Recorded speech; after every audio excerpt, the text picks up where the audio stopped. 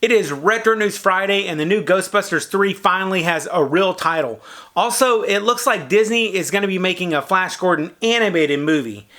And we have a video where Michael Keaton spoils the 1989 Batman movie a day before it came out. And there's a Who Shot JR song. So stick around for all that news and more coming up. All systems are functional.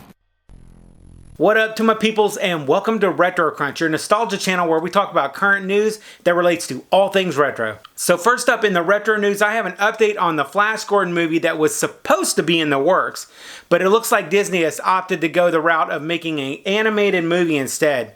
Now, Fox was trying to get the live-action Flash Gordon movie off the ground, but since they have merged with Disney, it looks like this is not going to happen anytime soon, and Disney's going to be taking a safer route on this one. This is really bummer news for me personally, because I was really anxious to see a Flash Gordon live-action movie come out.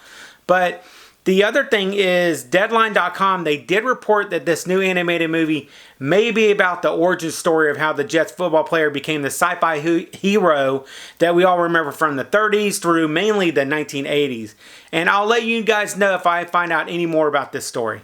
And speaking of superheroes, I found an interview of Michael Keaton on David Letterman from 1989, the day before Batman the movie hit theaters.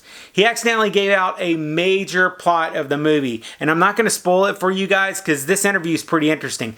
But if you skip to the 6-minute mark, you'll know what I'm talking about. And then in some gaming news that goes way back to 37 years ago, 1982. That's when the first Microsoft Flight Simulator came out. I remember playing this game on one of my first computers back in the 1980s. Shows you how old I am.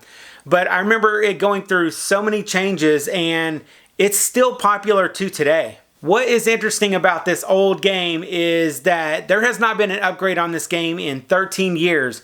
And just out of the blue, Microsoft announced that they're going to be making a new version that's coming out in 2020. Aside from this news, Microsoft Flight Simulator is the longest running video game series ever, according to the Guinness World Book of Records.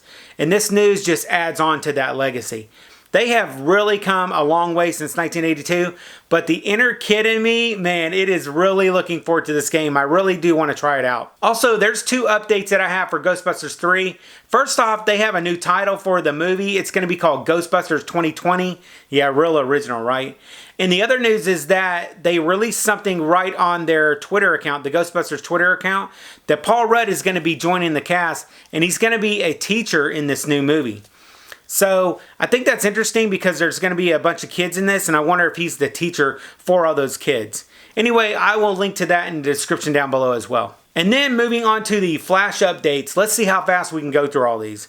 One of the original fiberglass sharks that's used in Steven Spielberg's Jaws, it's going to be on display at the Academy Museum of Motion Pictures. The Jaws shark prop from the Jaws movies, named Bruce the Shark, he's currently being restored by special effects legend Greg Nicotero.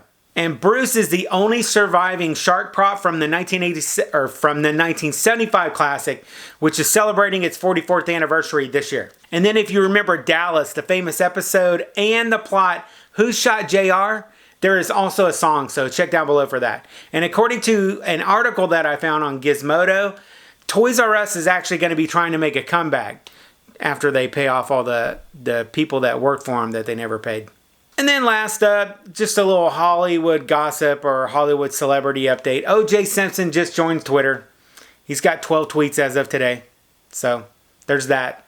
And that is all your retro news for the week. Be sure to check out our next video that is right over there. I will catch you guys on the flip side. And remember, if it ain't retro, it ain't worth watching.